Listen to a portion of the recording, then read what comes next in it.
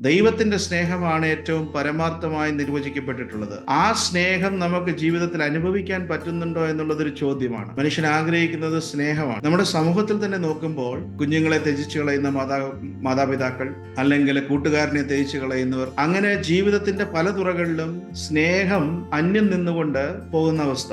അങ്ങനെ മനുഷ്യൻ പലപ്പോഴും സ്നേഹിക്കാൻ പറ്റാത്തതിന്റെ ഒരു കാരണം നമ്മളിൽ ഒരു കുറവ് അവർക്ക് കണ്ടതുകൊണ്ടാണ്. നമ്മളെ പൂർണ്ണമായിട്ട് സ്നേഹിപ്പാൻ അവർക്ക് കഴിയുന്നില്ല. പലപ്പോഴും സംഭവിച്ചു പോകുന്നത്, നമ്മളെല്ലാം ജീവിതത്തിന്റെ ഓരോ ഓട്ടത്തിലും പല തിരക്കുകളിലാണ്.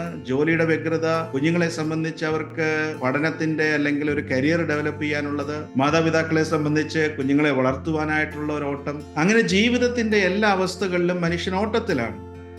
ഈ ശരിയായിട്ടുള്ള പരമാർത്ഥമായിട്ടുള്ള സ്നേഹത്തെ അന്വേഷിപ്പാൻ പലപ്പോഴും മനുഷ്യന് കഴിയുന്നില്ല. അല്ലെങ്കിൽ ഇത് എവിടെ നിന്നാണ്, എങ്ങനെയാണ് ഇത് പ്രാപിക്കേണ്ടതെന്ന് മനുഷ്യൻ മനസ്സിലാക്കുന്നില്ല. ഇത് നമ്മുടെ ജീവിതത്തിൽ നമ്മൾ എടുക്കുന്ന ഒരു തീരുമാനത്തിന്റെ മേളിലാണ് യേശുവിന്റെ സ്നേഹം, ദൈവത്തിന്റെ സ്നേഹം നമുക്ക് അറിയുവാനായിട്ട് കഴിയുന്നത്. കൂട്ടുകാരന് തന്റെ ജീവനെ കൊടുക്കുന്നതിനേക്കാളും അധികം വലിയ സ്നേഹമില്ല എന്ന് ദൈവത്തിന്റെ വചനം നമ്മളോട് സംസാരിക്കും. യേശു എങ്ങനെയാണ് നമ്മളെ സ്നേഹിച്ചത്? തന്റെ ജീവൻ തന്നാണ് നമ്മളെ സ്നേഹിച്ചത്. പക്ഷെ യേശുവോ നാം പാപികളായിരിക്കുമ്പോൾ തന്നെ ദൈവം നമ്മളെ സ്നേഹിച്ചു. യേശു നമ്മളെ സ്നേഹിച്ചു, നമുക്ക് വേണ്ടി യാഗമായി തീർന്നു, തന്റെ ജീവനെ നമുക്ക് വേണ്ടി ഒഴുകി തന്നു. ഒരു എറ്റേണൽ ലൈഫ്, നമ്മൾ ഈ ഭൂമിയിലുള്ള ജീവിതം മാത്രമല്ല, അതിനുശേഷവും ഒരു ജീവിതം, അനന്തകാലത്തേക്ക് ഒരു ജീവിതം നമുക്ക് വാഗ്ദത്തമായിട്ട്, ഒരു പ്രോമിസ് ആയിട്ട് ദൈവം വെച്ചിരിക്കുന്നു. ആ തീരുമാനം എടുത്തു കഴിഞ്ഞാൽ യേശുവുമായിട്ട് ഒരു വ്യക്തിപരമായിട്ട് നമ്മൾ ഉണ്ടാക്കുന്ന ഒരു റിലേഷൻഷിപ്പ്, ആ ഒരു റിലേഷൻഷിപ്പിൽ വസിക്കുവാനായിട്ട്, ആ യേശുവുമായിട്ട് ചേർന്ന് നിൽക്കുവാനായിട്ട് നമുക്ക് കഴിയുന്നു എങ്കിൽ അവിടെയാണ് ഈ സ്നേഹത്തിന്റെ തുടക്കം.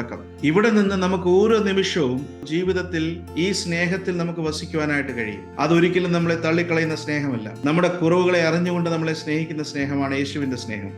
ആ സ്നേഹം നമ്മൾ അനുഭവിച്ചു കഴിയുമ്പോൾ നമ്മുടെ ജീവിതത്തിന് അർത്ഥമുണ്ടായതായും, നാം ജീവിതത്തിൽ ചെയ്യുന്ന പല കാര്യങ്ങളും മാറ്റിവെച്ച് നമ്മുടെ സ്വഭാവങ്ങൾക്ക് മാറ്റം വന്നിട്ട് നമ്മളൊരു ശരിയായിട്ടുള്ള, ഒരു ഉദ്ദേശപൂർണമായിട്ടുള്ള ഒരു ലക്ഷ്യം മുന്നിൽ കണ്ടുകൊണ്ടുള്ള അങ്ങനെ ഒരു ജീവിതത്തിലേക്ക് നമുക്ക് മുന്നോട്ട് പോകുവാനായിട്ട് കഴിയും. ഒരു തീരുമാനത്തിലേക്ക് നിങ്ങളെ എത്തുവാൻ ഞാൻ നിങ്ങളെ ആഹ്വാനം ചെയ്യുന്നു. ഈ യേശു നമ്മളെ സ്നേഹിക്കുന്നു. ഇത് യേശുവിനെ വ്യക്തിപരമായിട്ട് ഹൃദയത്തിൽ, മനസ്സിൽ സ്വീകരിച്ച് യേശുവുമായിട്ടുള്ള ഒരു ബന്ധത്തിൽ കടന്നു വരുമ്പോൾ ലഭിക്കുന്ന സ്നേഹത്തെക്കുറിച്ചാണ് ഞാൻ പറയുന്നത്.